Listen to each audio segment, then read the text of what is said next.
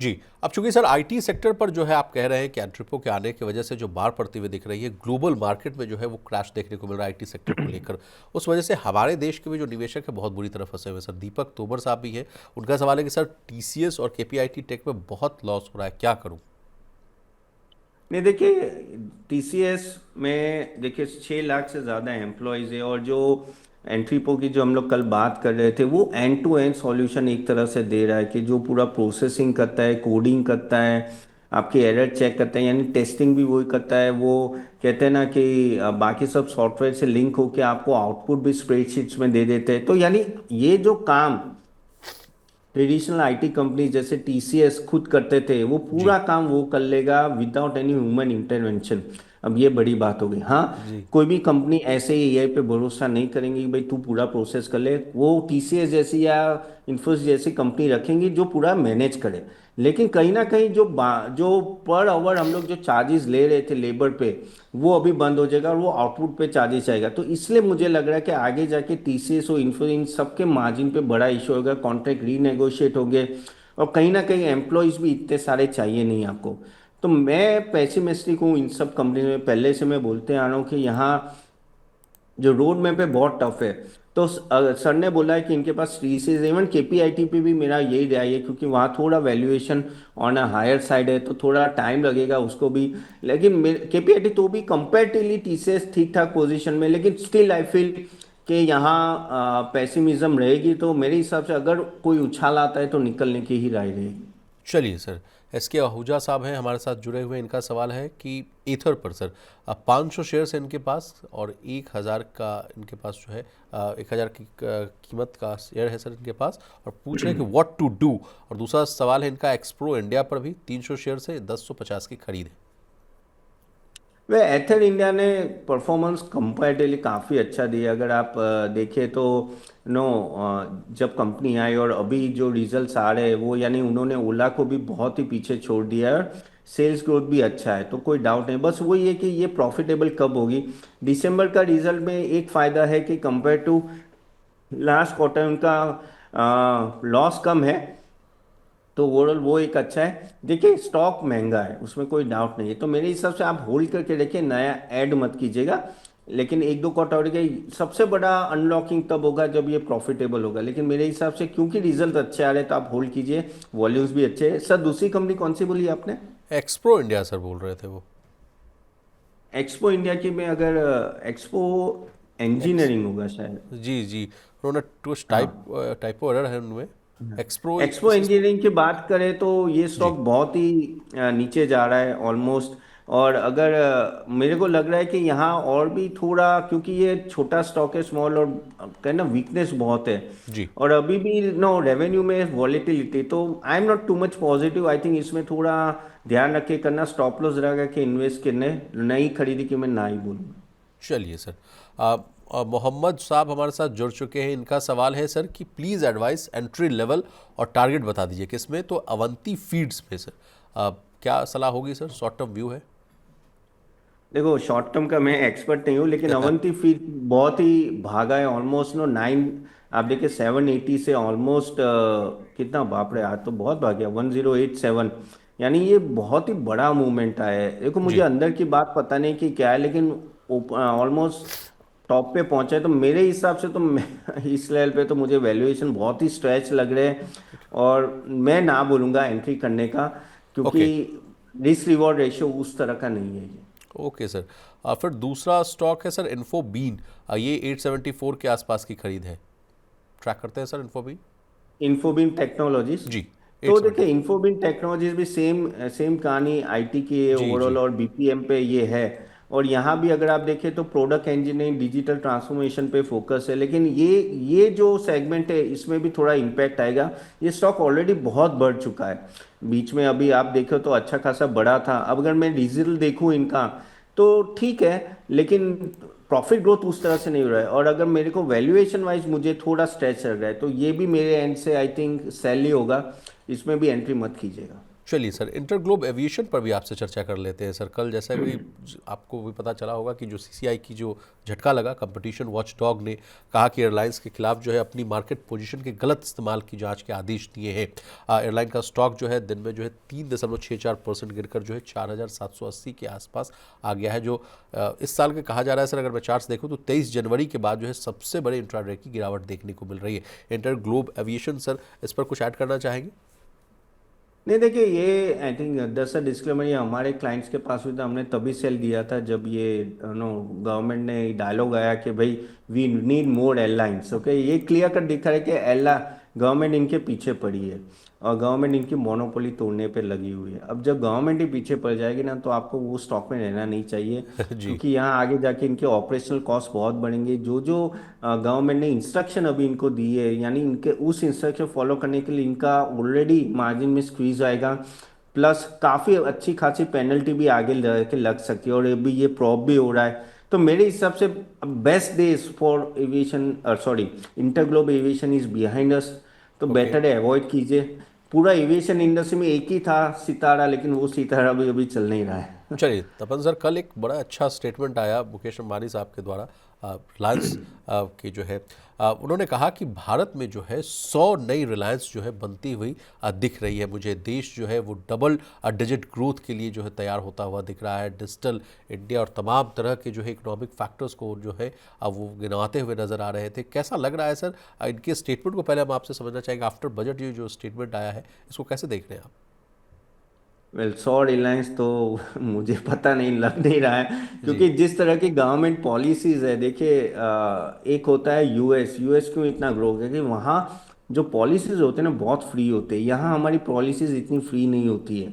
हम लोग कहते हैं फ्री मार्केट उस तरह से नहीं है जिस तरह से यूएस है। और दूसरा है चाइना। चाइना क्या होता है? कम्युनिस्ट है, यानी वो जो बोलता है वो होता है। हमारे वहाँ तो कुछ करने जाते हैं तो वहीं कोई आंदोलन आ जाता है, करेक्ट? तो जी। कहीं ना कहीं अगर आपको कहीं कोई स्टेट में यूनिट भी एस्टेब्लिश करना है, उड़ीसा या वहाँ, तो वहाँ भी आंदोलन हो जाए। तो बहुत सारी चीज़ें जो हमें रोक रही है, हमारे पास सब कुछ है लेकिन रोक रही। तो मैं थोड़ा वाकिफ नहीं रखता ये स्टेटमेंट से, बट एनीवे सर ने बोला तो कुछ होगा जो मेरे समझ के बाहर है। जी। बट मेरे हिसाब से अभी भी काफ़ी पॉलिसीज उस तरह से चेंज होना चाहिए और ईज ऑफ डूइंग बिजनेस उस तरह से होना चाहिए कि सब कंपनियां ग्रो करें, तब तक डिफिकल्ट लगे। Okay sir. ओके, नेक्स्ट सवाल है राजीव कुमार जी के सवाल पर चलते हैं सर। इन लोग का सवाल है पावर फाइनेंस कॉर्पोरेशन लिमिटेड पर 384 की खरीद है। बता दीजिए सर पावर फाइनेंस कॉर्पोरेशन। नहीं, पीएफसी अच्छा अच्छा स्टॉक है। बहुत ही वैल्यूएशन में रीजनेबल है। अभी आई थिंक पीएफसी और आरईसी के मर्जर की भी बात कर रहे हैं। और ये कंपनी अगर आप देखें तो आगे जाके भी ठीक ठाक परफॉर्म करेगी, क्योंकि पावर सेगमेंट में रिन्यूअल, कहते हैं ना, लास्ट ईयर इतना अच्छा नहीं था, लेकिन ये साल होपफुली समर अच्छा है।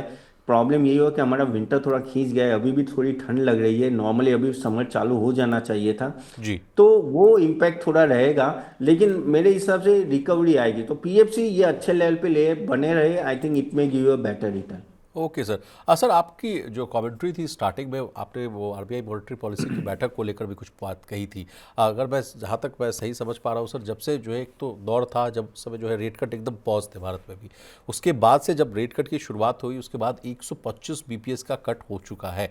अभी भी कहा जा रहा है कि कुछ जो है गुंजाइश बाकी है, क्योंकि लेगरूम है, क्योंकि कहा जा रहा है कि महंगाई जो है वो 4+-2 के आसपास जो है कंफर्टेबल जोन है उसके आसपास आती हुई दिख रही है। ग्रोथ जैसा कि आपने कहा 7% के जो प्लस ग्रोथ की अभी हम लोग अनुमान भी कर रहे हैं। तमाम जितने भी जो है ग्लोबल इंडिकेटर्स देखिए, सभी लोग जो है कहते हुए भी दिख रहे हैं कि 7+ के आसपास ही जो है भारत की जो है ग्रोथ ट्रैजेक्टरी रहेगी। आप समझना चाहेंगे सर कि आरबीआई एमपीसी को कैसे देख रहे हैं? क्या जो कल आउटकम आने वाले हैं, क्या उस वहाँ पर भी जो है रेट कट हो सकता है या नहीं? चांसेस कम है कि कल रेट कट हो, स्टेटस को के ज़्यादा चांसेस है। क्योंकि आरबीआई भी देखना चाहती है कि जिस तरह से अभी जो जीएसटी रेशनलाइजेशन हुआ, फिर इंडिया यूएस की डील हुई, यूरोप की डील हुई, करेंसी पे कैसे इम्पैक्ट आता है। करेंसी पे भी बहुत बड़ा प्रेशर आ गया था। बहुत सारे फैक्टर्स चल रहे हैं जो आरबीआई देखना चाहती है। और जो लेग रूम है, आई थिंक मेरे पास maximum may be 50 basis point, लेकिन लग रहा है कि 25 बेसिस पॉइंट से ज़्यादा और कट यहाँ से नहीं होंगे। और क्योंकि कहीं ना कहीं इन्फ्लेशन थोड़ा ऊपर आने के चांसेस बढ़ जाते हैं आगे जाके, तो थोड़ा आई थिंक आरबीआई देख के करेगी, डेटा देख के करेगी। तो कल मुझे लग नहीं रहा है कि इतना 25 पॉइंट कम हो। That is what I think. Okay sir आपका बहुत शुक्रिया, आपने कीमती समय निकाला मनी नाइन के लिए और सारे सवालों का जो है जवाब दिया। सर अगर जाते थैंक जाते अगर आपका यू। कोई डिस्क्लेमर हो तो प्लीज़ दे दीजिए। जी, आज जो भी स्टॉक्स के डिस्कस किया उसमें मेरा पर्सनल इन्वेस्टमेंट नहीं, हाँ, लेकिन हमारे क्लाइंट्स और स्मॉल केस में हो सकते हैं। और शुक्रिया बुलाने के लिए। Thank you so much sir. जी, अब हमारे साथ जो है दूसरे गेस्ट जो है शरद अवस्थी सर जुड़ चुके हैं। शरद सर आपका बहुत स्वागत है मनी नाइन पर। Thank you for having me.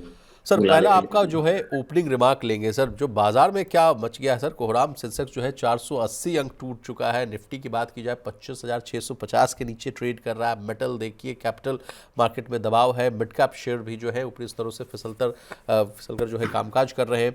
आपसे समझना चाहेंगे सर अभी तक का जो है ट्रेड उसको कैसे आप देख रहे हैं।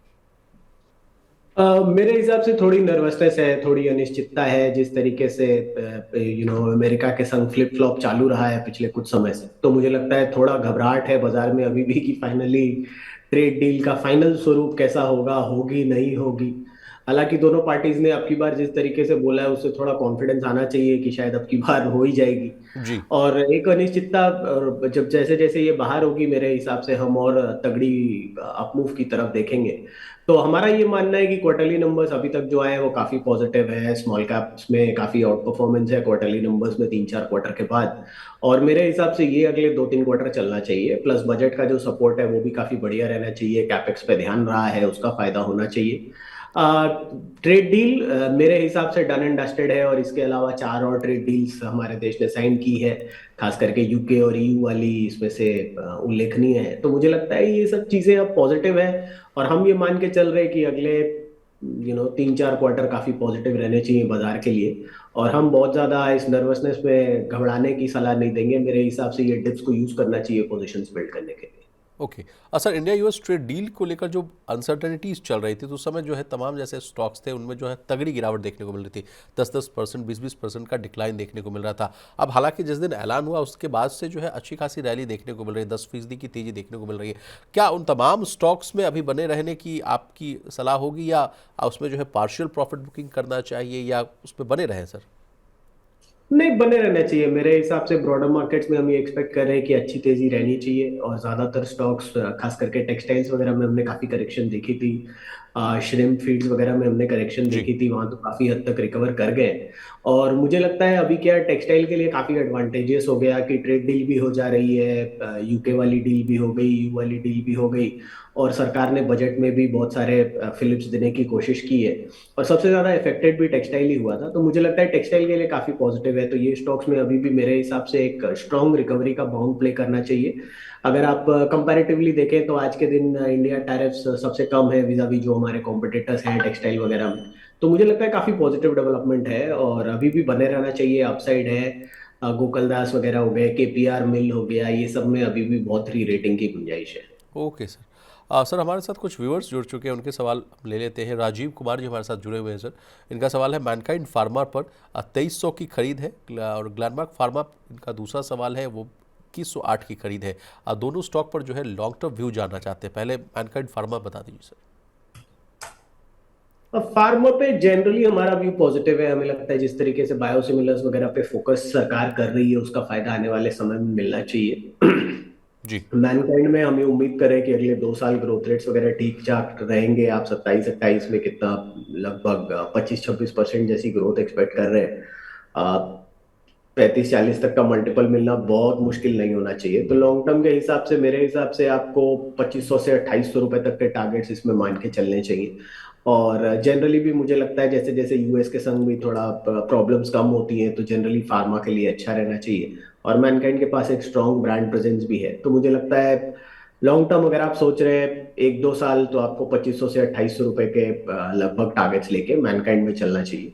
जी और ग्लेनमार्क में शायद थोड़ी सी परफॉर्मेंस की इशू आ सकती है इन टर्म्स ऑफ कि जैसा वो नंबर्स रिपोर्ट करेंगे शायद उसमें बहुत ज्यादा एक्सपेक्टेड नहीं है कि कुछ बहुत ज्यादा ग्रोथ आएगी आने वाले 1-2 सालों में। हाँ, तो फ्लैटिश से नंबर्स है अगले 1-2 साल, तो लगभग 100 रुपए 20 टाइम पे ऑलरेडी है। तो मुझे लगता है optimistic market driven returns expect कीजिए। चूंकि हमारा व्यू बाजार पे पॉजिटिव है, तो हमें लगता है शायद ग्लेनमार्क में भी आपको अगर 25 के आसपास के मल्टीपल्स मिलते हैं, तो आप थोड़ा लॉन्ग टर्म अगर आप सोचते हैं तो 2300 से 2500 के टारगेट आप लेके चल सकते हैं। बट बहुत ज्यादा एक्साइटिंग नहीं है इन टर्म्स ऑफ ग्रोथ वगैरह। 26 के नंबर्स के बाद 27 के नंबर्स मोर और less flattish to negative bias expected है। ओके। बट क्योंकि मार्केट में तेजी है तो हो सकता है आपको थोड़ी अपसाइड मिले, तो 2300 2400 तक के टारगेट्स लेके चल सकते हैं। सर, कल बाजार बंद होने के बाद कुछ कंपनियों ने जो है अपने डिविडेंड्स का ऐलान किया है, उनके ऊपर भी जो है आपसे जानकारी ले लेना चाहेंगे। देखिए, क्यूमेंस ने जो है शायद जो है 2025-26 के लिए जो है 2 रुपये की फेस वैल्यू वाले जो है प्रत्येक इक्विटी शेयर पर जो 20 रुपये यानी जो है 1000 का जो है अंतरिम डिविडेंड जो है वो घोषित किया है। और इसके अलावा सर NHPC ने भी जो है 1 रुपये 40 पैसे का डिविडेंड जो है वो ऐलान किया है अपने जो है इन्वेस्टर्स के लिए। अपोलो टायर्स जो है वो 3.5 रुपये के आसपास का। और जुबिलेंट जो है इनग्रीवा वो जो है 2.5 रुपये का अंतरिम डिविडेंड जो है वो घोषित किया है देने के लिए। PTL एंटरप्राइजेज, आपसे समझना चाहेंगे सर कि इन तमाम जो है स्टॉक्स को क्या अपने रडार पर रखना चाहिए या नहीं, गेम ओवर है? टिपिकली देखिए, डिविडेंड अनाउंसमेंट पे तो मैं ज्यादा फोकस नहीं करूंगा unless and until dividend deals attractive है। ओके। तो मेरे हिसाब से OMCs और ITC वगैरह में आपको डिविडेंड यील्ड वगैरह अट्रैक्टिव मिल रही है, अगर आपको डिविडेंड यील्ड ही प्ले करना है तो। जहां तक इस लिस्ट में से सवाल है, मेरे हिसाब से कमिंस इंडिया एक डिसेंट बेट हो सकती है। बहुत सस्ती वैल्यूएशंस नहीं है, लेकिन जिस तरीके का कैपेक्स पुश है इनको फायदा होना चाहिए। जी। तो अगले साल अभी तो 100 रुपए के आसपास की एक्सपेक्टेशन है, बट मेरे हिसाब से 5-10% उसमें एस्केलेशन बिल्कुल पॉजिटिव है, पॉसिबल है। तो 110 पे 50 एक का मल्टीपल मिलता है, तो 5000 5,500 तक के टारगेट्स लेके आप कमिंस इंडिया देख सकते हैं। NHPC हमारे हिसाब से जिस तरीके के बड़े प्रोजेक्ट्स पे काम कर रहे हैं, आने वाले 4-5 साल इनके लिए काफी पॉजिटिव रहने चाहिए। शॉर्ट टर्म हो सकता है बहुत ज्यादा आपको कुछ नहीं दिखे, क्योंकि कल के नंबर्स में भी बहुत ज्यादा उत्साहित करने वाले नंबर्स नहीं थे, खास करके EBITDA के लेवल पे, तो वो जी। थोड़ा सा निगेटिव है। बट अदरवाइज मेरे हिसाब से लॉन्ग टर्म के हिसाब से NHPC, SJVN ये स्टोरीज हैं जो बढ़िया लॉन्ग टर्म मल्टीबैगर स्टोरीज बन सकती है। चलिए सर, अब बिरबल यादव जी हमारे साथ जुड़ चुके हैं सर। इनका सवाल है RM ड्रिप स्प्रिंकलर सिस्टम्स पर 106 रुपये की खरीद है। पूछ रहे हैं कि प्लीज़ गाइड कर दीजिए सर, टारगेट बता दीजिए, स्टॉप लॉस बता दीजिए। टाइम हॉरिजन जो है वो 3 महीने का है सर। मैं इसको ट्रैक नहीं करता और ओके। Generally charts okay. वगैरह तो मैं देखता नहीं, तो शॉर्ट टर्म में नहीं बता पाऊंगा। Okay sir. Okay, then what about Suzlon Energy sir? इस पर भी व्यूअर्स हमारे पूछ रहे हैं कि सर से पूछिए, कुछ जानकारी दे दें। देखिए, मेरे हिसाब से लॉन्ग टर्म तो पूरी एनर्जी स्पेस के लिए पॉजिटिव रहना चाहिए। हमारा ध्यान सोलर वगैरह पे ज्यादा पॉजिटिव है। बट सुजलॉन में भी जिस तरीके का टर्न अराउंड कंपनी ने पिछले कुछ समय में किया है, और जैसी उनकी कैपेक्स की नीतियां वगैरह है, मेरे हिसाब से नंबर्स काफी बढ़िया इंप्रूवमेंट आनी चाहिए। लेकिन ऑलरेडी जो नंबर्स में एक्सपेक्टेशन है उस पर ऑलरेडी 25-30 टाइम ट्रेड कर रहा है एक साल फॉरवर्ड। तो मुझे लगता है बहुत ज्यादा अपसाइड यहाँ से खोजना थोड़ा मुश्किल होगा। बट अगर ऑप्टिमिस्टिक रहता है जैसा हम बाजार में एक्सपेक्ट कर रहे हैं, जनरली भी रिन्यूएबल एनर्जी के लिए पॉजिटिव रहना चाहिए, तो अगले साल ₹2 के आसपास की अर्निंग, 30 का मल्टीपल मिलता है, तो 60 रुपए तक के लक्ष्य आप लेके चल सकते हैं। Okay sir. अब चूंकि साहब आपसे जो है बगैर हॉरिजन पर बात करना है, तो कल एक खबर आई सर एंट्रिपो को लेकर। कहा गया कि sir end to end solutions देती है। इसके बाद देखिए हमारे ही देश के बाज़ारों में नहीं बल्कि ग्लोबल बाज़ारों में जो है IT सेक्टर जो है वो एकदम ज़बरदस्त क्रैश होते हुए दिख रहे थे। हमारे व्यूअर्स चूँकि अभी उनके लिए नया नया टर्मिनोलॉजी है सर, हम आपसे बहुत ही आसान भाषा में समझने की कोशिश करेंगे। ये सर मामला है क्या? कभी देखिए हायर टैक्स को लेकर जो है इंडियन IT सेक्टर पर जो है वो मार पड़ती हुई दिखती है। कभी कहा जाता है H1B वीज़ा के बाद, कभी उसके बाद जो है देखिए एक नया जो है एंट्रिपो टाइप का चीज़ जो आ गया है। IT सेक्टर्स पर तो मार पड़ ही नहीं, लेकिन आपसे समझना चाहेंगे सर ये एंट्रिपो वाला मामला क्या है? एंथ्रोपिक वाला मामला क्या है कि एजेंटिक एआईज बनते हैं, जो एआई सेल्फ इवॉल्व करते हैं और बहुत सारे प्रोसेसेस में वो सेल्फ अपने आप बहुत सारी चीजें कर लेते हैं। मेनली इन्होंने एक लीगल डॉक्यूमेंटेशन का जो प्रोसेस होता है जो काफी कॉम्प्लिकेटेड होता है, जिसमें KPOs वगैरह को काफी बढ़िया मार्जिन रहते हैं, हाई मार्जिन बिजनेस होता है। ऐसा ही मेडिकल ट्रांसक्रिप्शन का भी एक प्रोसेस है जिसमें काफी मार्जिन रहती हैं, तो उसको उन्होंने ऑटोमेट कर दिया है। तो एआई में हो क्या रहा है कि पिछले 6 महीने में बहुत सारी डेवलपमेंट्स हुई हैं, या साल भर में, अगर आपने साल भर पहले कोई एआई चैटबॉट या कुछ भी यूज किया और आज आप उसको यूज कर रहे हो, उसमें जमीन आसमान का फर्क है। तो जिस स्पीड में एआई ट्रांसफॉर्म हो रहा है, आप परप्लेक्सिटी, क्लॉड, एंथ्रोपिक वालों का एक क्लॉड है, इस टाइप के अगर आप चीज, को पायलट को भी आपने पिछले एक साल में लगातार यूज किया है, तो आपको रियलाइज होगा कि बहुत चेंजेस बहुत फास्ट आ रहे हैं। जी। तो अभी ये जो है ये बहुत ज्यादा डर का माहौल है कि ये अगर एक चीज में हो गया तो किसी भी चीज में हो जाएगा और पूरी तरह, लेकिन ये प्रूफ ऑफ कॉन्सेप्ट एस्टैब्लिश होने में टाइम लगता है। और मेरे हिसाब से बाजार दोनों साइड पे थोड़ा एग्जैगरेट करके रिएक्ट करता है, ग्लोबली हो चाहे इंडिया में हो। कल एनवीडिया के सीईओ ने भी आके क्लियरली बोला कि ऐसा रातों रात कुछ हो जाएगा ऐसा नहीं है। जी। हाँ, अगले 5-4 सालों में ये होगा कि आपका जो एआई ड्रिवन काम है वो बढ़ता जाएगा ज्यादा स्पीड में। जैसे हम पावर में आज के दिन बात करते हैं कि रिन्यूएबल ज्यादा तेजी से बढ़ेगा, ट्रेडिशनल उतनी तेजी से नहीं बढ़ेगा, ये भी वही डिफरेंस है। बट इसको लेके इतना घबराने की जरूरत नहीं है कि आईटी कंपनीज के पास काम ही खत्म हो जाएगा या काम नहीं होगा। एग्जैक्टली। क्योंकि एक बहुत बड़ा फर्क है कि पिछले कुछ समय में भारतीय IT companies global IT companies के साथ साथ कदम से कदम मिला के नए जो दिशाओं में है, चाहे एआई हो चाहे मैनेजमेंट कंसल्टिंग हो, वहां पे वो फर्स्ट मूवर एडवांटेज के साथ साथ मूव कर रहे हैं। ऐसा नहीं कि 2 साल बाद नींद से जाग के आ रहे हैं। तो मेरे हिसाब से वो भी एक बड़ा चेंज है जो बाजार मिस कर रहा है। और ऑलरेडी हमारी सारी कंपनीज ने एआई वगैरह में इन्वेस्ट किया है। तो थोड़ा बहुत डिसरप्शन होगा और अच्छा खासा भी डिसरप्शन होगा, बट ऐसा नहीं है कि कल के कल एआई सब कुछ ओवरटेक कर लेगा। ओके। लेकिन सर जितने भी व्यूअर्स जो हमें देख रहे हैं, अगर उनका पैसा मान लीजिए आईटी सेक्टर्स में लगा हुआ है, अभी तगड़ा नुकसान हो रहा है, उनको क्या सलाह होगी? क्या एक दौर था सर, शरद सर, जब इसको जो है डिफेंसिव सेक्टर के रूप में माना जाता था कि आईटी में पैसा लगा दीजिए तब निश्चिंत रहिएगा, पैसा बढ़ता रहेगा, लेकिन क्या वो अब तबका खत्म हो गया सर आईटी सेक्टर को लेकर, डिफेंसिव वाला? देखिए, मेरा ये मानना है कि आईटी कभी भी डिफेंसिव सेक्टर नहीं था। अगर आप स्वेट शॉप्स रन कर रहे थे, खाली जी। लेबर आर्बिट्राज प्ले कर रहे थे, तब वो डिफेंसिव था, क्योंकि वो केपीओ बीपीओ जैसा बिजनेस था। लेकिन मेरे हिसाब से ये एक फास्ट इवॉल्विंग बिजनेस है। बहुत सारे चेंजेस होते हैं, technological changes are the fastest to happen. तो ये बोलना कि ये एक डिफेंसिव है जस्ट बिकॉज स्टॉक्स गिर नहीं रहे थे और एक एबनॉर्मल ग्रोथ रेट था, तो ये कोई लॉजिक नहीं था। बट ठीक है, कभी कभी अलग अलग फैक्ट्स चलते हैं बाजार में। तो मेरे हिसाब से ये कभी भी डिफेंसिव सेक्टर नहीं होना चाहिए। डिसरप्शन के लिए तैयार रहिए, बहुत सारे चेंजेस होंगे। ऐसा नहीं है कि अक्रॉस द बोर्ड होंगे, बट अभी जो हम कर रहे हैं ये हम सोच में ज्यादा डर रहे हैं रादर देन एक्चुअल ग्राउंड पे क्या होगा उससे। Okay okay okay sir. Sir फिर आईटी से अगर मूव करना है तो कहाँ दाव लगाएं सर? ये भी अगला प्रश्न जो है आपसे मैं पूछना चाहूँगा। If not IT then who? देखिए, पहला तो मुझे लगता नहीं कि ये भाव में आपको आईटी से मूव करना चाहिए। हम लोग तो ओके। यही सलाह दे रहे हैं कि और नया पैसा डालिए। ये काफी अट्रैक्टिव लेवल्स हैं, चाहे टीसीएस हो, चाहे इन्फोसिस हो, चाहे विप्रो हो। छोटी कंपनीज में हम सैंड पे काफी बुलिश हैं। बी सॉफ्ट में देख रहा था, आज भी शायद ऊपर है, वहां भी 600 सवा 600 तक के टारगेट्स आ सकते हैं। तो ऐसा नहीं है कि इंडियन कंपनीज बहुत कुछ नहीं कर रही हैं, तो वहां पे भी है स्कोप। और अभी क्या टीसीएस इन्फोसिस में जो वैल्यूएशन कंफर्ट आपको मिल रहा है वो पिछले काफी समय में मैंने नहीं देखा है। तो मैं काफी बुलिश हूँ, मुझे लगता है ये अपॉर्चुनिटी को यूज करना चाहिए बाई करने के लिए।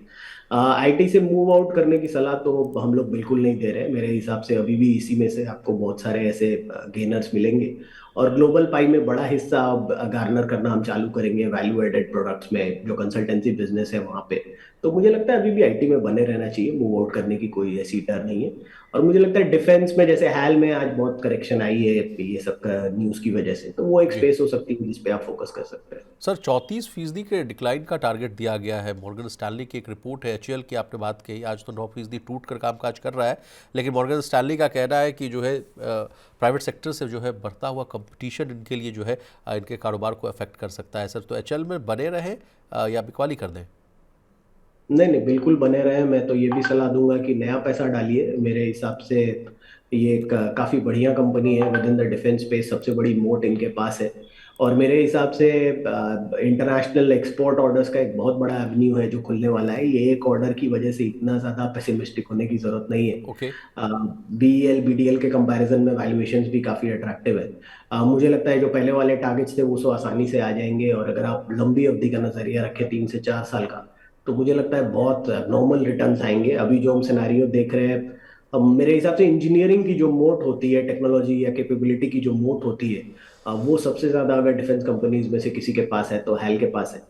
तो मैं तो बहुत बुलिश हूँ, मुझे ऐसा कोई नर्वसनेस नहीं है। लॉन्ग टर्म व्यू रखिए और यहाँ पे एक्यूमुलेट करिए। चूंकि सर डिफेंस सेक्टर आज पिटता हुआ नजर आ रहा है, तो एचएल के अलावा और कोई भी स्टॉक है जिसको आप रिकमेंड करना चाहेंगे कि बाय ऑन द डिप्स वाली सर? बीईएमएल पे हम लोग बहुत बुलिश हैं। मेरे हिसाब से बीईएमएल ने ज्यादा कुछ किया नहीं है और एक डाइवर्सिफाइड बेट भी हो जाती है। रेलवेज, कंस्ट्रक्शन इक्विपमेंट, इंफ्रा और आपका ये डिफेंस भी आ जाता है इसमें। तो मुझे लगता है बीईएमएल बहुत बढ़िया बेट है। इनिशियली 2400-2500 तक के टारगेट, बट मेरे हिसाब से ये काफी बढ़िया बेट है। तो बीईएमएल और हैल हमारी टॉप बेट्स हैं डिफेंस में जिसपे हम बेट कर रहे हैं। Okay sir. शरद सर, चूंकि ग्लोबल अनसर्टेनिटीज़ को लेकर भी अब कुछ आपसे चर्चा करना चाहते हैं, जिस तरह से जो है अनसर्टेनिटीज़ एट इट्स कोर मैं नाम देता हूं, क्योंकि अब देखिए अमेरिका और ईरान जो है परमाणु वार्ता जो चल रही थी वो अब टूटने की कगार पर आ गई है। ये कहा जा रहा है वाशिंगटन ने जो है तेहरान की जो शर्तें हैं उसको भी ठुकरा दिया है। सैन्य कार्रवाई जो है उसका जो है खतरा बढ़ता हुआ नजर आ रहा है।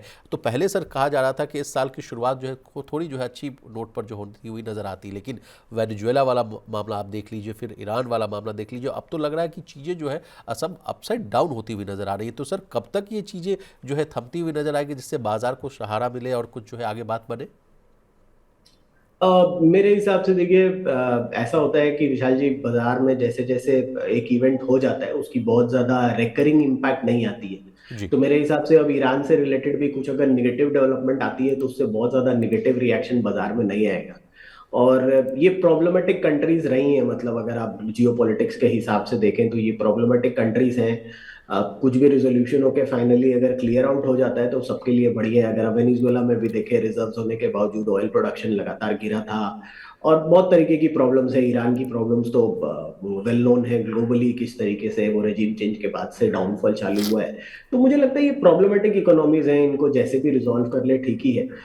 जहां तक रिजोल्यूशन नहीं होने का कोई मार्केट रिएक्शन, मेरे हिसाब से एक्शनेबल के हिसाब से कोई ज्यादा मार्केट रिएक्शन की मैं उम्मीद नहीं कर रहा।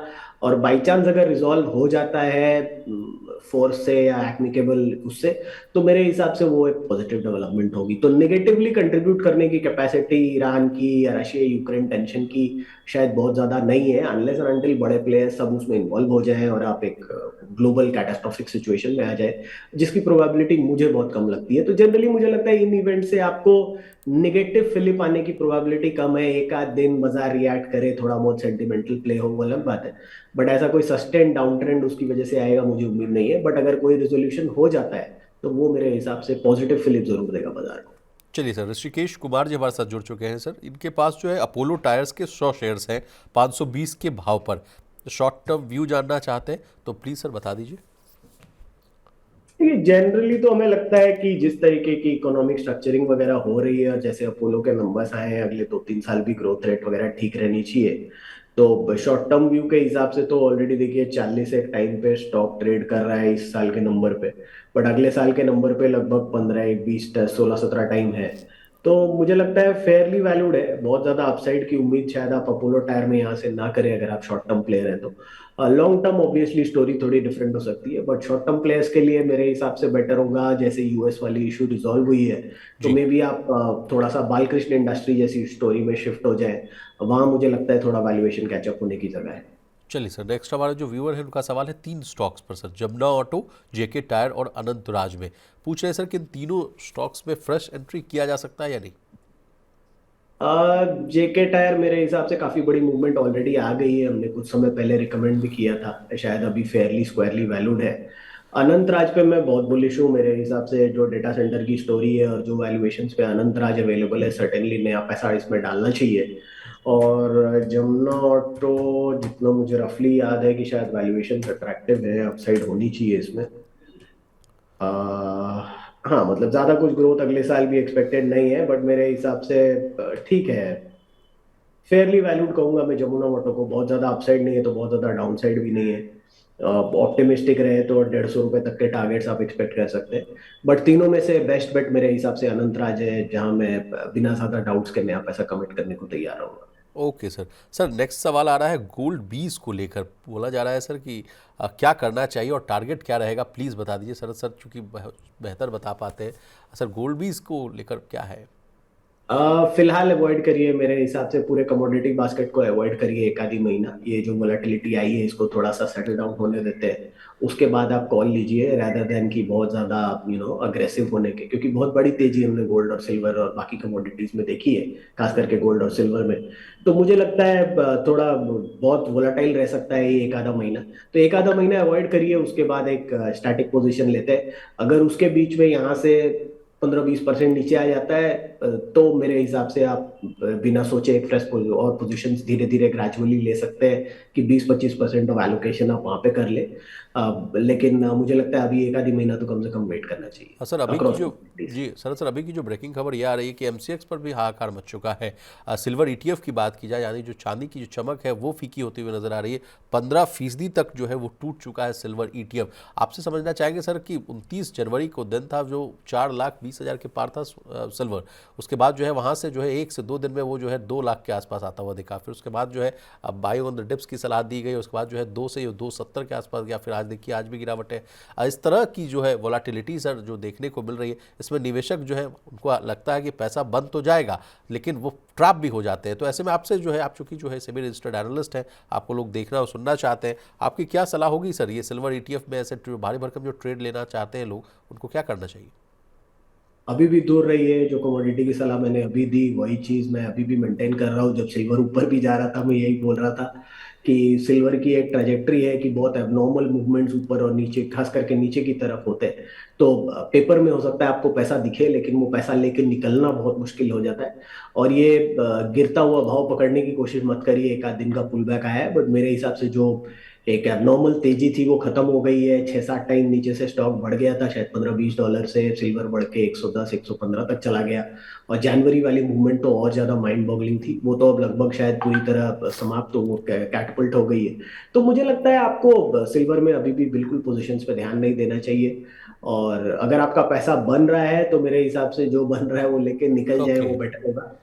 ओके सर, अब कुछ लोग ये भी कह रहे थे सर कि सिल्वर और गोल्ड का दिन लद गए, अब कॉपर में भी चलिए, कॉपर में पैसा बन सकता है, तो वो भी वाला मामला है क्या सर कि वहाँ भी सर रेस छूट गई? नहीं देखिए, कॉपर भी नीचे से काफी बढ़ गया है। खास करके कॉपर बेस्ड स्टॉक्स तो ऐसे बढ़े हैं कि जैसे मतलब हिंद कॉपर सोना सर। चांदी सब यहीं से निकलेगा। तो मैं थोड़ा सा स्केप्टिकल हूँ। मुझे लगता है ये महीना थोड़ा सा वेट करिए, काफी चैलेंजेस आएंगे और अक्रॉस कमोडिटी वैल्यूएशन कंफर्ट अब नहीं है। तो मुझे लगता है कमोडिटी स्टॉक्स को अभी अवॉइड करना चाहिए for the time sir being. आपसे कॉपर आपसे में एक एडवांटेज है, जी कॉपर में एक एडवांटेज है कि कॉपर में आपका जो नया प्रोडक्शन आने का साइकिल है वो काफी लंबा है। तो वो एक एडवांटेज है उनके लिए। लॉन्ग टर्म ट्रजेक्टरी हो सकता है काफी बढ़िया हो क्योंकि ईवीज वगैरह, बट प्राइसेस में खास करके स्टॉक्स में और इवन कॉपर के प्राइसेस में भी मैं काफी एक्सपेक्ट कर रहा हूँ कि वोलाटिलिटी रहेगी। तो अभी थोड़ा दिन अवॉइड करते हैं, एक आध महीना डस्ट सेटल होने देते हैं। Okay sir. Sir Lalit Jain ji हमारे साथ जुड़ चुके हैं, इनका सवाल है सर्वेश्वर पर 7 रुपये में बाई किया है शेयर, आपने ट्रैक करते हैं सर सर्वेश्वर को? नहीं, मैं ट्रैक नहीं करता। चलिए सर नेक्स्ट सवाल पर चलते हैं। रणवीर जी है, इनके पास 100 शेयर से आईसीआईसीआई बैंक के 1395 रुपये के भाव पर शॉर्ट टर्म में क्या व्यू बन रहा है, आपसे जानना चाहते हैं। होल्ड करिए क्योंकि देखिए हमारे हिसाब से ब्रॉडर बाजार पे व्यू पॉजिटिव है तो बैंकिंग स्टॉक्स के लिए भी पॉजिटिव रहना चाहिए। ऑलरेडी हमने डिपॉजिट्स एडवांसेस में ग्रोथ देखी है कैपेक्स साइकिल के साथ साथ। रिटेल लोन्स वगैरह में ग्रोथ ठीक ठाक थी, अब मेरे हिसाब से कॉर्पोरेट लोन्स वगैरह में भी ग्रोथ ठीक ठाक रहेगी। नए जो चेयरमैन फेड चेयरमैन आ रहे हैं उनकी वजह से हो सकता है अगले 6 महीने में आपको इंटरेस्ट रेट ट्रेजेक्टरी भी ग्लोबली नीचे जाती दिखे। तो उसका फायदा ट्रेजरी इनकम में भी दिखेगा जो काफी समय से एब्सेंट रहा है। तो मेरे हिसाब से बैंकिंग स्टॉक्स के लिए मैं जनरली पॉजिटिव हूँ। आईसीआईसीआई में रिसेंट करेक्शन के बाद लगभग 3 टाइम प्राइस टू बुक पे अवेलेबल है। और तो मेरे हिसाब से 300 रुपए के आसपास की अपसाइड के लिए आप अभी भी बने रह सकते हैं आईसीआईसीआई बैंक में। ओके सर, अब करंट मार्केट पर बात कर लेते हैं सर। अभी जो है बाजार जो है 25,654 के आसपास कारोबार कर रहा है सर, यहाँ पर थमता हुआ दिख रहा है सर बाजार। क्या लेवल्स पर अगर किसी को कोई ट्रेड लेना हो, क्योंकि हमारे व्यूअर्स पूछ रहे हैं कि करंट मार्केट पे करंट टाइम में अगर कोई पोजीशन लेना हो लॉन्ग साइड या शॉर्ट साइड में, तो कोई सलाह होगी क्या सर आपकी? मेरे हिसाब से लॉन्ग साइड ट्रेड्स ही लेने चाहिए। अगर आप ट्रेडर हैं तो मेरे हिसाब से 25,800-900 के ऊपर जितना डिसाइसिव मूवमेंट होता है तो काफी चेंज हो जाएगा। अब बहुत शॉर्ट टर्म व्यू की तो मैं बात नहीं करूंगा बट मेरा लॉन्गर टर्म व्यू ये है कि बाजार शायद 29-30 हजार की तरफ जा रहा है। तो लॉन्ग बायस रख के ग्रेजुअली ट्रेड करते रहिए, शॉर्ट टर्म इंडिकेटर्स यूज करके। ये स्ट्रेटेजी मेरे हिसाब से सही होगी। और वोलेटिलिटी हो सकता है थोड़ी सी ज्यादा रहे तो ट्रेडिशनल स्टॉप लॉसेस शायद आपको प्रॉब्लम दे। तो लॉन्ग बायस क्रिएट करके 29-30 हजार तक के निफ्टी के टारगेट्स के लिए ट्रेड्स लीजिए। मेरे हिसाब से वो एक डिसेंट स्ट्रेटेजी होनी और चाहिए। सेम व्यू सर आपका बैंक निफ्टी को भी है? Same view I think bank Nifty के बिना मूवमेंट के हम निफ्टी को तो इतना बढ़ा भी नहीं पाएंगे, तो बैंक्स को मूव करना ही पड़ेगा। Okay sir. सर क्या मैं आपसे आईपीओ से रिलेटेड सवाल पूछ सकता हूँ? फ्रैक्चुअल एनालिटिक्स का आईपीओ आने वाला है। मैंने अभी तक देखा नहीं है डिटेल ओके में, तो okay okay select okay sir करूंगा। ओके। अब चलिए, इसके अलावा आप सर, आपसे बात करते हैं तमाम स्टॉक्स को। इंडसइंड बैंक को लेकर सवाल है बिरबल यादव जी का। 926 की बाई है, प्लीज़ गाइड कर दीजिए stop loss and short term view के लिए। तो चूंकि आप स्टॉप लॉस तो बताते नहीं बिरबल जी, लेकिन इंडसइंड बैंक पर क्या सर की राय है वो हम आपको जरूर बताएंगे। मैं बहुत बुलिश हूँ। मुझे लगता है जिस तरीके के मैनेजमेंट चेंजेस वगैरह आए हैं वो कैटास्ट्रोफिक इवेंट के बाद, मुझे लगता है अगले 6 महीने साल भर में ये बहुत स्ट्रॉन्ग री रेटिंग कैंडिडेट होना चाहिए। अगर हमारे हिसाब से वो री रेटिंग चलती है, जो नए अपॉइंटमेंट्स वगैरह हो रहे हैं उसका इम्पैक्ट जैसे जैसे नंबर्स में दिखता है, मुझे लगता है हम लोग 1400-1500 तक के टारगेट्स लेके चल रहे हैं। तो आप अगर शॉर्ट टर्म प्लेयर भी हैं तो मेरे हिसाब से आपको 1000-1100 तो मिल ही जाना चाहिए। पैनिक करने की मुझे कोई जरूरत इसमें दिखाई नहीं देती। Okay sir okay. नेक्स्ट सवाल है एक्मी सोलर को लेकर सर, तपस जी है, इनका सवाल है एक्मी सोलर में क्या करें, प्लीज़ गाइड कर दें। मुझे लगता है ये एक मल्टीबैगर आइडिया की तरह आपको इसको ट्रीट करना चाहिए। रिस्क्स हैं क्योंकि बड़े स्केल पे ये चेंज कर रहे हैं, अगले 3-4 साल में लगभग 3 गुना करने की बात कर रहे हैं अपनी कैपेसिटीज वगैरह को। BESS है, FDRE है, काफी प्रोजेक्ट्स हैं इनके पास, जो प्रोबेबली मार्जिन अक्रेटिव भी होंगे, तो मार्जिन में इंप्रूवमेंट आनी चाहिए। डेट थोड़ा सा रहेगा क्योंकि बड़ा चेंज कर रहे हैं ये, लेकिन बेस्ट पार्ट ये है कि जो पावर कैपेसिटीज ये ला रहे हैं उसमें इनके पास लॉन्ग टर्म PPAs वगैरह हैं, लगातार ये साइन करते जा रहे हैं। जो एक बड़ी प्रॉब्लम होती है रिन्यूएबल में कि पावर आप वहां से एक्सट्रैक्ट कैसे करते हैं जहां प्रोड्यूस करते हैं, तो वो जी सारे अरेंजमेंट्स हैं। तो मुझे लगता है काफी स्मूथ सेलिंग रहना चाहिए। बट सिंस एक मल्टी बैगर स्टॉक की तरह हम रिकमेंड कर रहे हैं तो ऑब्वियसली उसमें रिस्क भी रहते हैं। इनिशियली तो आप 350 450 तक के टारगेट रखिए, बट मेरे हिसाब से ये 750 रुपए तक की जी। स्टोरी है मल्टी बैगर आइडिया में, तो मैं काफी बुलिश हूँ इस पे। चलिए सर, आपका बहुत शुक्रिया, आपने कीमती समय निकाला मनी नाइन के लिए और तमाम सवालों का जो है जवाब दिए। आप जाते जाते सर अगर आपका कोई डिस्क्लेमर हो तो प्लीज़ लीजिए। मैं पर्सनली इनमें से कोई भी स्टॉक होल्ड नहीं करता, लेकिन हो सकता है हमारी कंपनी की, हमारे कंपनी के बाकी कम ऑर्गेनाइज सब्सिडियरीज वगैरह की किसी की पोजीशन हो। Thank you so much sir. Thank you. अब हमारे साथ जो है नेक्स्ट गेस्ट जो है प्रदीप हल्दर साहब जुड़ चुके हैं। प्रदीप सर, आपका बहुत स्वागत है मनी नाइन पर। हाय, गुड मॉर्निंग सर, आपको एंड मनी नाइन्स के सारे व्यूअर्स को। चलिए सर, 11:30 बज चुका है सर। इस समय की जो ताज़ा तरीन जो अपडेट है, पहले उससे जो है हम अपने व्यूअर्स को अपडेट कर देते हैं। 25,650 के आसपास कारोबार हो रहा है। निफ्टी में 126 अंकों की गिरावट है। निफ्टी बैंक की बात की जाए तो 60,036 के आसपास यहाँ भी कारोबार हो रहा है। 201 अंकों की गिरावट है। ओपनिंग रिमार्क मैं अगर आपसे लेना चाहूँ सर, तो आज तो देखिए ज़बरदस्त जो है सेंसेक्स 480 अंक टूटा। निफ्टी जो है 25,650 के आसपास है। मेटल कैपिटल मार्केट्स में दबाव है सर। मिड कैप शेयर्स जो है वो भी फिसलकर जो है कारोबार करते हुए दिख रहे हैं। हल्दर साहब, IT, capital goods, BSc mid cap top losers है। सर ओपनिंग रिमार्क दीजिए, उसके बाद जो है हम आगे जो है चर्चा को लिए चलेंगे। प्रदीप सर। जी।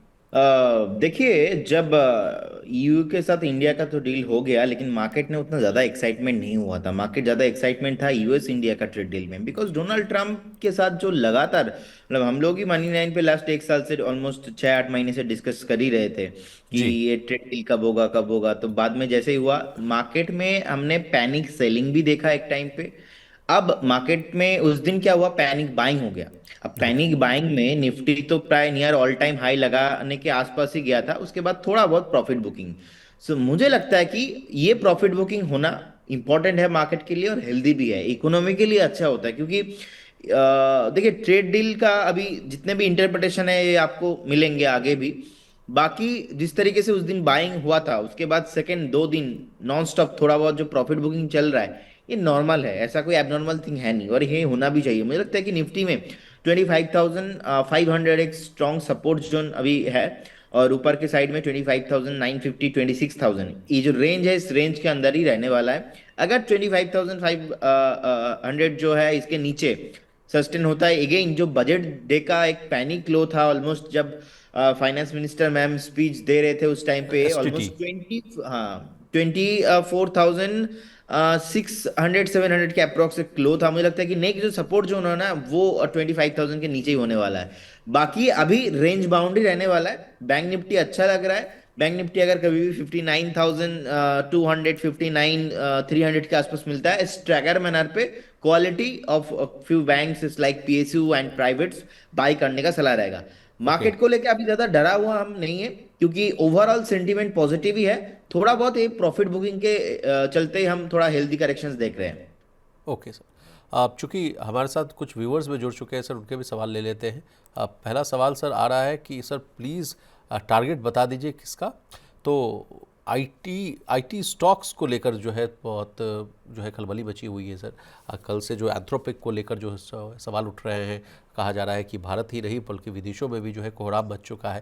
कहा जा रहा है कि एंड टू एंड जो है सॉल्यूशन मिल जाएगा, कंपनियों की जो है स्थिति जो है थोड़ी डबाडोल हो सकती है। आपका फर्स्ट रिएक्शन जानना चाहेंगे एंथ्रोपिक को लेकर भी, और उसके बाद जो पूरे आईटी सेक्टर को आप कैसे देख रहे हैं? देखिए, ओवरऑल देखा जाए तो एंट्रोपिक को लेके जिस तरीके का न्यूज आया है, ये एक्चुअल में एक थ्रेट है। एक्चुअली इतना पैनिक नहीं होता। पैनिक इसलिए हो गया क्योंकि ओवर द टाइम हम सबको पता था कि फ्यूचर क्या है, लेकिन इतना जल्दी फटाफट से हो जाएगा। अब द थिंग इज कि मैं आपको एकदम इजी वे में समझाता हूँ। Please suppose sir. मैं आज के डेट में कुछ भी आईटी रिलेटेड जो काम है, मान लीजिए सपोज मेरे ही कंपनी में मैं कोई आईटी सॉफ्टवेयर को हायर कर रहा हूँ एक पर्टिकुलर XYZ काम करने के लिए, जहाँ पे मुझे $50,000 खर्चा करना पड़ रहा था। अब रातों रात एआई आने के कारण मान लो वहां पे मुझे $5,000 खर्चा करना पड़ेगा, $4,000 खर्चा करना पड़ेगा। तो 90% जो मेरा कॉस्टिंग है ना वो कम हो जा रहा है। अब ये तो एक बात हो गया। और ओवर द टाइम क्या हुआ, मॉक बुक करके एक वेबसाइट है, ये कुछ दिनों से ही चल रहा था। ये थोड़ा हाईलाइट हो गया आज से 1-2 दिन पहले। ऑटोमेटिक एआई रोबोट बना रहा है खुद का सोशल मीडिया प्लेटफॉर्म। रोबोट, एक रोबोट दूसरे रोबोट से बात कर रहा है, और वो रोबोट एआई बोल रहा है ह्यूमन हमें देख रहे हैं, हम इंग्लिश में बात नहीं करेंगे, हम एक काम करते हैं, हम थोड़ा लैंग्वेज चेंज कर लेते हैं। तो there are lot of thing जो अभी हम फेस कर रहे। सो कहीं ना कहीं इसी के चलते थोड़ा बहुत ग्लोबल मार्केट में झटका लगा उन सारे कंपनीज को जो सैस में है ज्यादा, ओके। जो सॉफ्टवेयर सर्विसेज में ज्यादा है। लाइक हमने देखा पेपल का स्टॉक्स 20% गिरा था उस दिन। इंडिया में भी इसका इफेक्ट रहा है, लेकिन आई डोंट थिंक कि इसका इफेक्ट लॉन्ग टर्म सस्टेन करेगा, क्योंकि ये एक सेंटिमेंट के हिसाब से रिएक्शंस था। रिसेंटली हमने देखा टीसीएस का जो सीईओ है, उन्होंने एक स्टेटमेंट भी दिया था कि 1.5 बिलियन का एक्स्ट्रा रेवेन्यू आने वाला है एआई से। अब द थिंग इज कि ह्यूमन वर्सेस एआई अगर हम करेंगे, एआई को हमें यूज ऐसे करना चाहिए हमारा जिंदगी को और आसान करे, हाँ। रदर देन जो रिस्क थ्रेट हो रहा है ना, वो थ्रेटिंग के कारण थोड़ा बहुत ये पैनिक सेलिंग हो गया था। और बाद में अलग अलग अभी दुनिया भर के फंड मैनेजर एनालिस्ट से ये अभी न्यूज भी आ रहा है रिकवर हो जाएगा, ऐसा ज्यादा कुछ प्रॉब्लम है नहीं। तो थोड़ा बहुत इसके चलते प्रॉब्लम हो गया था, वही है। अब इंडिया में देखना पड़ेगा। देखिए हम जो अभी यूज करते हैं, देखिए आप हम यूज कर रहे हैं चैट जीपीटी, जेमिनी, हम परप्लेक्सिटी यूज कर रहे हैं। सो कहीं ना कहीं ये सब कुछ सॉफ्टवेयर्स है। अब ये भी इंडिया से कुछ नहीं बना है। अब चाइना में देखेंगे, जापान में देखेंगे, they are using the manufacturing, they are currently process the manufacturing hub in China, जहां पे एआई कार बनाने में हेल्प कर रहा है। यार एआई को आप अलग अलग काम पे लगा रहे हो। अब इसीलिए देखेंगे इस साल बजट में भी जो डेटा सेंटर को लेके जो एआई, अब देखेंगे जो बजट का जो इकोनॉमिक सर्वे आया था बजट से पहले, 780 पेज में से 380 पेज तो एआई का नाम लिया गया है। So exactly. कहीं ना कहीं पॉजिटिव भी है नेगेटिव भी है, बट द थिंग इज कि जो पर्टिकुलर क्रैश हुआ है निफ्टी आईटी में, मुझे लगता है कि ये फिर से बाउंस बैक कर जाएगा। इसमें ज्यादा कुछ बड़ा प्रॉब्लम होने वाला नहीं है। तो प्रदीप सर, तो आपकी क्या सलाह है? जो पिटाई देखने को मिली तो उसमें क्या वैल्यू बाइंग दिख रही है आपको? डेफिनेटली मुझे लगता है कि टीसीएस, इंफोसिस एंड विप्रो जैसे स्टॉक्स को आपको रडार पे रखना चाहिए। Specially one of my favourite counter is TCS. अब देखेंगे टीसीएस अभी 3000 के आसपास का प्राइस चल रहा है। अब देखिए ऐसा नहीं है कि नहीं चला, मतलब नहीं चलेंगे ऐसा नहीं है। चला इसलिए नहीं रहा क्योंकि जो हमारा मैक्सिमम आईटी का रेवेन्यू है ये बाहर से आता है। जी। क्योंकि टीसीएस का आप देखेंगे जिस तरीके का मार्केट कैप है, रेवेन्यू है, पैट है, 80-70% ऑफ द जो प्रॉफिट है वो बाहर से आता है। अब यूएस के साथ ट्रेड डील नहीं हो रहा था, उल्टा टैरिफ लग गया। सो कहीं ना कहीं ये सारा चीजों के लिए ना लास्ट 3 क्वार्टर से थोड़ा मैटर अटका हुआ था। जी। अब इसके चलते ना ओवरऑल आईटी में ग्रोथ नहीं था, 7-8% का ग्रोथ आईटी में था, तो इसलिए नहीं चला। लेकिन जैसे कि ट्रेड डील भी हो गया, अब वैल्यूएशंस भी बहुत अच्छा है। यही आईटी सेक्टर में से टीसीएस, इन्फोसिस जैसे स्टॉक्स आज से 1.5-2 साल 3 साल बाद आपको करेंट जोन से 150-200 आपको ऊपर आते हुए दिखाई देंगे। उस टाइम पे सब लोग बोलेंगे हाँ अच्छा लग रहा है, अच्छा लग रहा है। तो यही अच्छा टाइम है। 3,000 में आपको टीसीएस मिल रहा है, और क्या चाहिए। मुझे लगता है कि अगर आपका व्यू 12 से 13-15 मंथ भी होना तो इजीली आपको 4,200 4,500 तक आपको टीसीएस मिल जाएगा। चलिए सर, हमारे नेक्स्ट व्यूअर का सवाल ले लेते हैं। Acme solar, JK tyre and IndusInd bank में कहाँ पर करें फ्रेश एंट्री, प्लीज बताने के लिए बोल रहे हैं सर आपको प्रदीप सर। देखिए acme solar, okay, acme solar holding limited अभी 227 के आसपास का प्राइस चल रहा है। एक बार ना आपको 210 205 एक बार रिविजिट हो सकता है, क्योंकि चार्ट में थोड़ा बहुत कंसोलिडेशन था। बाकी एक जैसे ही 238-40 का जोन ब्रेक करता है, अगेन आपको एक बार मोमेंटम नेक्स्ट 296 तक आते हुए दिखाई देंगे। लेकिन फिलहाल अभी एक स्टॉप लॉस आप मेंटेन करके जाइए 198 के आसपास। एंड सेकेंड स्टॉक सर आपने क्या बताया? Sir JK tyre. JK tier one of my favourite stock है, रिसेंटली हमने रिकमेंड भी किया है 530 525 से। और स्टॉक कल ऑलमोस्ट 550 के ऊपर भी सस्टेन हो रहा था। आज थोड़ा प्रॉफिट बुकिंग देखने को मिल रहा है, लेकिन कोई प्रॉब्लम नहीं है, that is called healthy corrections. Stock आपको मिनिमम 650 एंड अबव आपको आते हुए दिखाई देंगे। जैसे हमने वेदांता का भी कॉल दिया था 525 में, हमने 700 के ऊपर प्राइस देखा, बाकी फिर से अभी प्रॉफिट बुकिंग चल रहा है। वैसे ही जेके टायर में 538 का भी प्राइस चल रहा है। नेक्स्ट आपको 1-1.5 महीना 2 महीना में मैक्सिमम 640-50 एंड अबव प्राइस आते हुए दिखाई देंगे। ओके सर, और लास्ट स्टॉक है सर इंडसइंड बैंक। देखिए इंडसइंड बैंक पे क्या है ना, इंडसइंड बैंक पे हमने देखा है इंडसइंड बैंक का वो जो डेरिवेटिव का प्रॉब्लम आया था, डेरिवेटिव का जो मैटर था, उसके बाद इंडसइंड बैंक ज्यादा कुछ चला नहीं। अब अभी भी 905 के आसपास का प्राइस है। मुझे लगता है कि एक बार ना सॉरी, एक जी। जो साइकोलॉजिकल लेवल है 1000, इसके ऊपर सस्टेन होना बहुत इंपॉर्टेंट है। अगर 1000 एंड अबव इसके ऊपर वीकली बेसिस पे एक फ्राइडे वाला क्लोजिंग चाहिए, तो अगर सस्टेन होता है देन हमें बाई करना चाहिए, एक बार रिव्यू करना चाहिए। लेकिन उससे पहले बिफोर दैट आई थिंक एक बार फिर से 850-40 पॉसिबल है। अगर बैंकिंग में रहना ही है और प्राइवेट में रहना है तो आईसीआईसीआई बैंक देख लीजिए। आईसीआईसीआई का बैंक का चार्ट बहुत बढ़िया है, कंटिन्यूअसली लगातार 50 100 200 मूविंग एवरेज के ऊपर सस्टेन कर रहा है। इनफैक्ट एचडीएफसी भी आप देख लीजिए, एचडीएफसी का रिसेंट जो लो था उसके पास अच्छा खासा बेस फॉर्मेशन हुआ है, कहीं ना कहीं एचडीएफसी बैंक भी अच्छा लग रहा है। तो एक बार इंडसइंड बैंक को अवॉइड कीजिए, अगर किसी के पास है उछाल में सेल ऑन राइज व्यू रखिए। ओके सर, स्वप्निल जी हमारे साथ जुड़ चुके हैं सर। इनका सवाल है कि please get me the target of IDBI and PFC. इन दोनों की बाइंग जो है इनको 95 रुपये पर और 480 रुपये के भाव पर कर रखी है सर। देखिए आईडीबीआई का क्या है ना, आईडीबीआई का चार्ट पैटर्न बहुत ही अच्छा है। इनफैक्ट आईडीबीआई का कुछ अभी न्यूज़ भी चल रहा था कि आईडीबीआई का कुछ एक्विजिशन समथिंग होने वाला है। मैं जी। अभी कंफर्म मैं देखा नहीं न्यूज़, लेकिन चार्ट में बहुत बढ़िया है, कंटिन्यूअसली हायर हाई फॉर्मेशन है। आपको मोटा मोटा 92 के आसपास का स्टॉप लॉस रखना चाहिए। नेक्स्ट 3 से 6 महीने के व्यू से आपको लॉन्ग करना चाहिए। अगर 100 का जो जोन है, इस जोन को सस्टेन करता है एक बार इजीली, आपको करेंट जोन से 25-30% का अपसाइड मैं देख पा रहा हूँ आईडीबीआई बैंक पे। सेकंड पीएफसी, बजट में भी अनाउंसमेंट हुआ है, जो पीएफसी है इसको रिस्ट्रक्चरिंग करने के बारे में। PFC REC sir.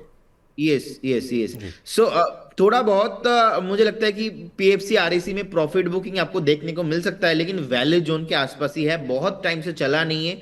अभी देखिए आरएसी 382 के आसपास चल रहा है, और पीएफसी अभी मुझे लगता है कि पीएफसी अगर आपको 300 390 382 के आसपास मिलता है तो आपको बाई कर लेना चाहिए। और आरएसी आपको जो अभी 382 चल रहा था, आपको उस केस में 365 350 के आसपास मिलता है, तो एक स्टैगर मैनर पे एक्यूमुलेशन करने का सलाह रहेगा। ओवरऑल व्यू इसमें पॉजिटिव है।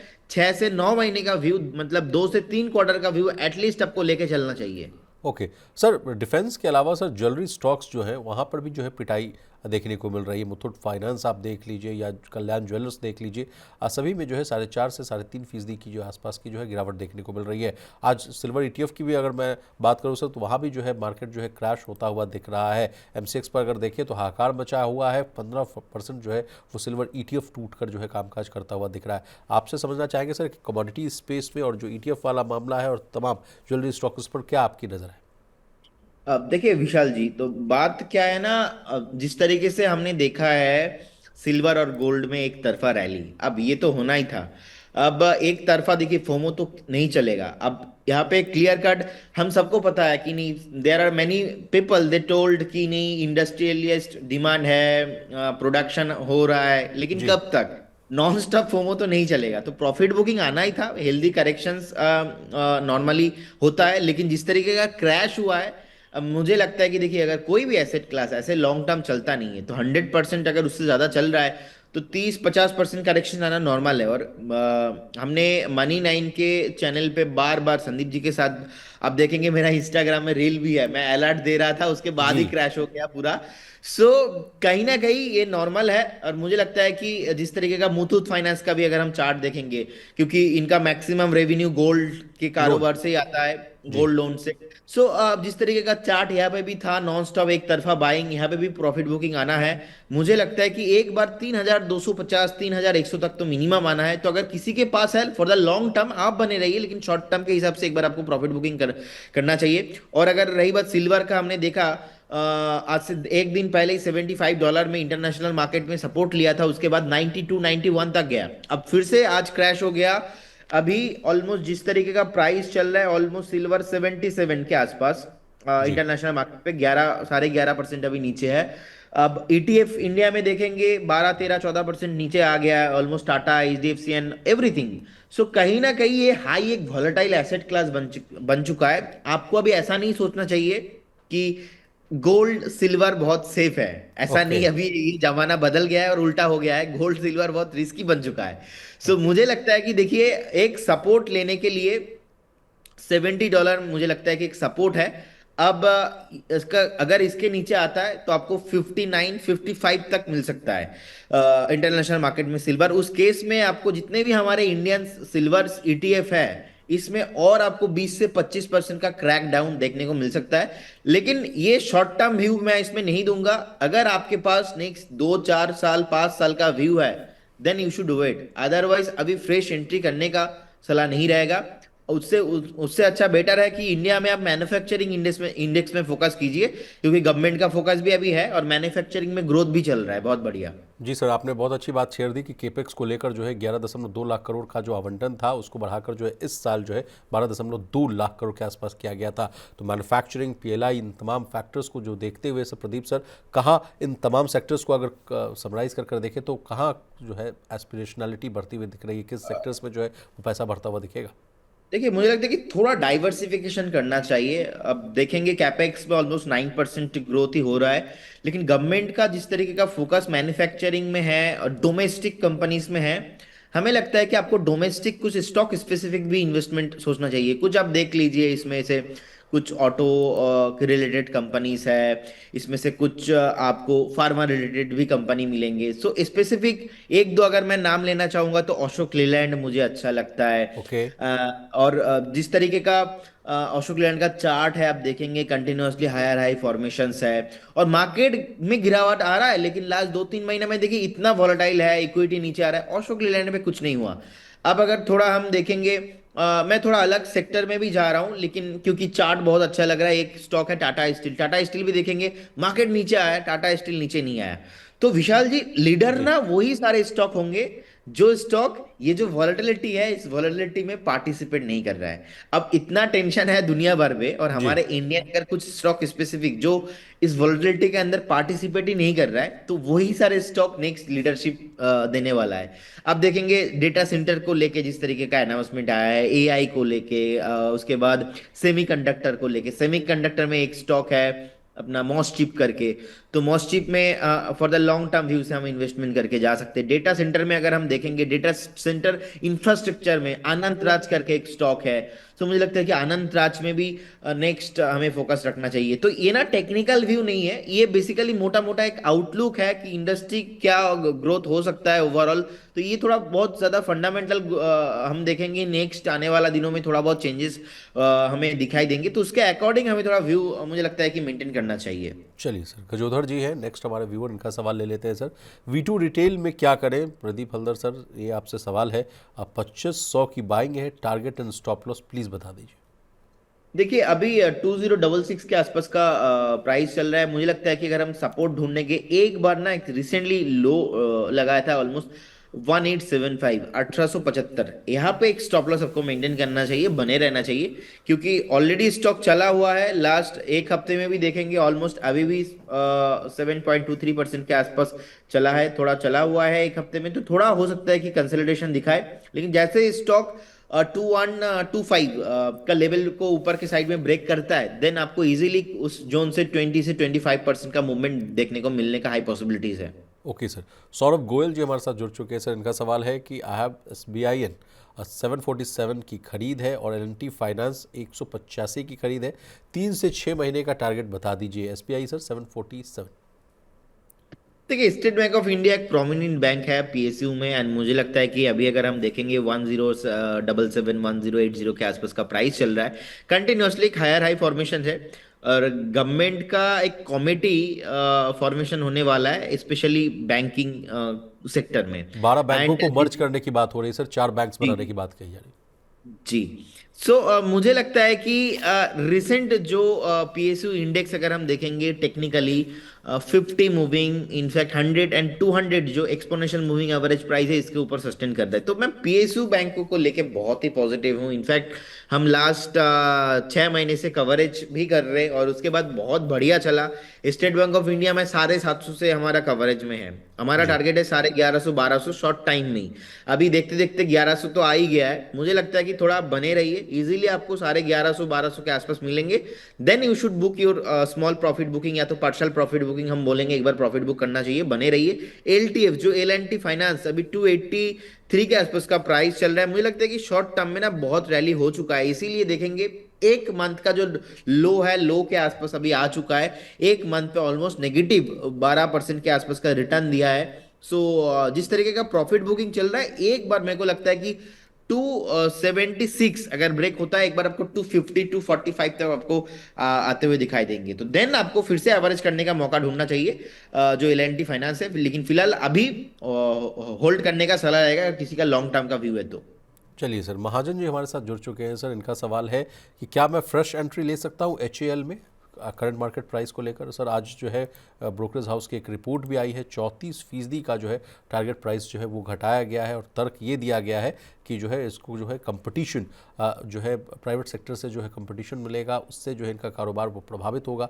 मॉर्गन स्टैनली की रिपोर्ट है, और मॉर्गन स्टैनली की रिपोर्ट ये भी कह रही है सर कि कई देश जो है डिफेंस पर अपना खर्च बढ़ा रहे हैं, और जो है इम्पोर्ट आयात पर जो है अधिक निर्भरता के चलते जो है कंपनी काम पूरा करने की अपनी जो रफ्तार है वो सुस्त रख सकती है। कैसा लग रहा है सर HAL चार्ट्स पर? देखिए, अगर डिफेंस सेक्टर में देखेंगे इस साल भी ऑलमोस्ट 22%, एम आई राइट, 22% ही तो एग्जैक्टली MOD इंक्रीज हुआ है, sir ji. Ministry of defence का जो एलोकेशन है। नहीं इससे सर, पहले भी 15% डिफेंस में 15% का अच्छा, डिफेंस में 15%, ओके। जी। इससे पहले भी हम देखेंगे 6.8 लाख करोड़ के आसपास का था। ओवरऑल देखेंगे HAL बहुत ही प्रोमिनेंट स्टॉक है, लेकिन रिसेंटली कल मैं एक न्यूज देख रहा था, आई थिंक कुछ ऑर्डर्स नहीं मिले HAL जी को, जी इसके चलते मार्केट थोड़ा नेगेटिव सेंटिमेंट दिखा रहा था। चार्ट में भी ना 4400 के नीचे एक छोटा सा ब्रेकडाउन आया है। मैं कंफर्टेबल नहीं हूं अभी करेंट जोन से बाई करने के लिए। इनफैक्ट हमारा टारगेट बहुत ही अच्छा है, इसमें लॉन्ग आपको रहना चाहिए, लेकिन फ्रेश बाई अभी नहीं करना है। एक बार मेरे को एक गट फीलिंग्स आ रहा है कि आपको 3650 3700 के आसपास मिलेंगे, तो खरीदना है लॉन्ग टर्म के लिए अच्छा है, लेकिन अभी नहीं, क्योंकि जिस तरीके का चार्ट खराब हुआ है, अरे ये देखने के बाद भी तो फ्रेश बाई अभी नहीं करना है। चलिए अगर रहना है ओवरऑल डिफेंस सेक्टर में, तो मुझे लगता है कि थोड़ा व्यू आप लंबा लेके चलिए, 2-3 साल का व्यू होना चाहिए। एंड जब नीचे आता है तो थोड़ा बहुत स्टैगर मैनर पे इन्वेस्टमेंट कीजिए, लेकिन अभी अवॉइड कीजिए जेल को। सर, कोई और स्टॉक भी ना रखें सर डिफेंस पाराज सेक्टर से? डिफेंस मुझे अच्छा लगता है, पाराज डिफेंस का चार्ट बहुत प्रोमिनेंट है। अब पाराज डिफेंस देखेंगे 651 के आसपास का प्राइस चल रहा है, थोड़ा अभी नहीं, वेट कीजिए। 600 के आसपास आपको एक बहुत ही अच्छा फेयर वैल्यूएशन में मिलेंगे। 600 से लेके 615 इस रेंज पे आता है, तो एक आप 540 का स्टॉप लॉस डाल के ऑल टाइम हाई के लिए, मतलब जो 900 के ऊपर ऑल टाइम हाई है उसके लिए आप बाय करके जाइए पाराज डिफेंस को, अभी नहीं, थोड़ा और नीचे आने दीजिए। ओके सर, चलिए नेक्स्ट सवाल पर चलते हैं सर। वेबसॉल एनर्जी सिस्टम्स पर जो है सवाल है मोहम्मद हुसैन साहब का। इनका सवाल है कि 320 की इनकी खरीद है, और क्या किया जाए सर?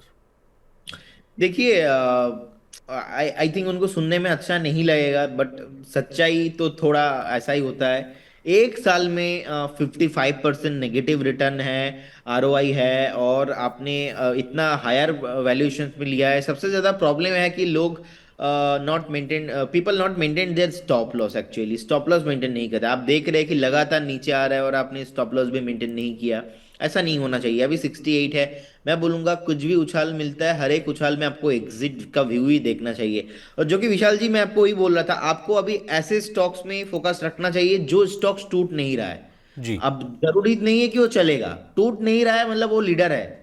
अब मान लीजिए, क्योंकि नेक्स्ट जो मार्केट में मूव मूव आएगा ना, उस मूव में वही सारे लोग ट्रेंडिंग में रहेंगे, वही सारे स्टॉक्स ट्रेंडिंग में रहेंगे। अब ये एक साइकोलॉजी है। अब अभी हमने देखा पर्टिकुलर स्टॉक्स में एक साल में 60% नेगेटिव रिटर्न है। सो कहीं ना कहीं मुझे लगता है कि हर एक उछाल में अगर आपको 74 75 कभी भी मिलता है तो एक बार एग्जिट होने का ही सलाह मैं दूंगा। लेकिन अदरवाइज मैं देख रहा हूँ एक बार स्टॉक 55 50 भी आने का हाई पॉसिबिलिटीज है इसमें। Okay sir.